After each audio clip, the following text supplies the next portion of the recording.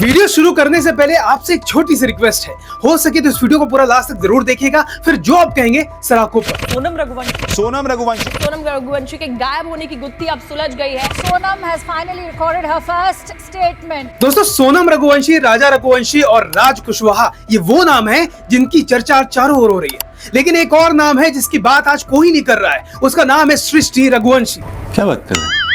आज हम और आप उस अभागे राजा की जितनी भी रील्स, जितने भी वीडियोस देख रहे हैं, वो सब उसकी बहन ने ही सोशल मीडिया पर डाले हैं। और सबसे हैरान करने वाली बात यह है कि उन सभी वीडियोस पर, उन सभी रील्स पर मिलियंस में व्यूज आने के चलते सृष्टि रघुवंशी पेड प्रमोशंस कर रही है।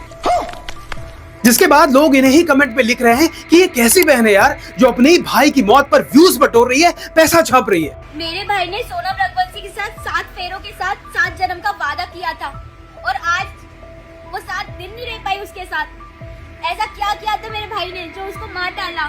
इतनी दुख की घड़ी में भी ये कोलैबोरेशन कर रही है, पेड प्रमोशंस कर रही है और अपनी एक एक रील का 5-5 गुने तक चार्ज कर रही है। तुम्हें शर्म है?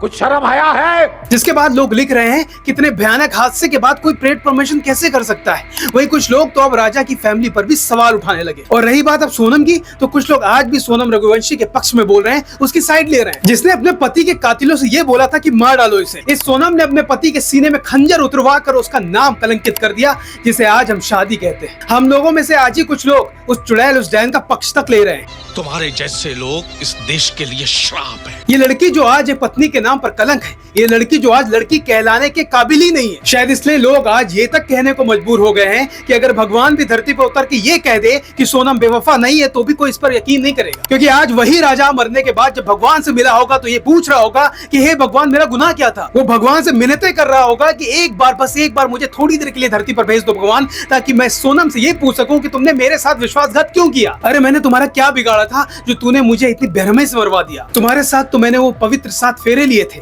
7 जन्मों की कसमें खाई थी, और तूने 7 मिनट नहीं लगाया मुझे मरवा देने में।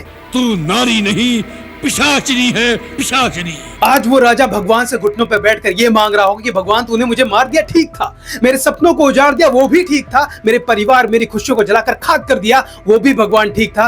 लेकिन ये बातें इस दुनिया को क्यों पता लगने दी भगवान? क्योंकि इसे जानकर आज लोगों का पत्नी, शादी, बंधन, प्रेम, सबसे विश्वास उठ गया। दोस्तों, सोनम और राजा की जो कहानी सामने आई है, उस कहानी ने देश की आत्मा को इतना अंदर तक छलनी कर दिया है जिसकी कल्पना शायद किसी ने नहीं की थी। इसने आज हर उस माँ, उस बाप को झकझोर कर रख दिया है जो अपने बेटी की शादी के सपने संजोए था।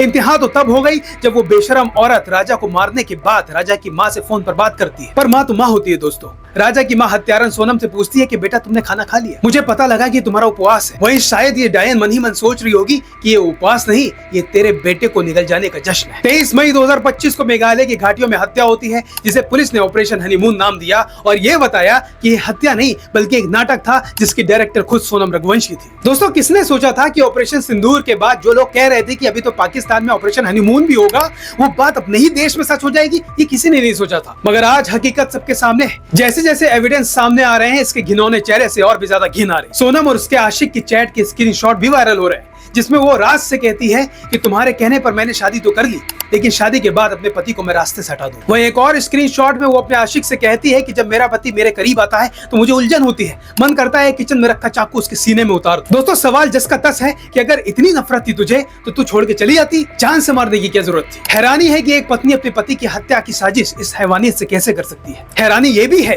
कि हत्या वाले दिन सोनम 25-30 किलोमीटर इन्हीं कातिलों के साथ कैसे घूम रही थी और मासूम राजा रघुवंशी के पैसे इन आरोपियों पर कैसे उड़ा रही। मगर ऊपर वाले के यहाँ देर है अंधेर नहीं दोस्तों, साजिश से पर्दा उठ गया है और आज पुलिस के सामने इस पिशाचिनी ने अपना जुर्म कबूल कर लिया है। और दोस्तों, ये कहानी किसी अबला नारी की नहीं है जिसका पति बेवड़ा है, रोज घर आकर मारता है, पीटता है, पाप आचरण करता है, बल्कि सोनम ने अपने पति को बस इसलिए मार दिया क्योंकि राजा राज नहीं था। आज देश में औरतों के प्रति आक्रोश है, नफरत है, लेकिन हमें ये बात भी माननी चाहिए कि हर सिक्के के 2 पहलू होते हैं। हमें हर किसी को एक तराजू से नहीं तोलना चाहिए, क्योंकि अगर आज सोनम जैसी लड़कियां एग्जिस्ट करती हैं तो इस धरती पर सृजना जैसी लड़कियां भी हैं जिसने अपने पति का साथ आखिरी दम तक निभाया और हंसते हंसते नमाकों से अपने पति को इस दुनिया से रुखसत किया।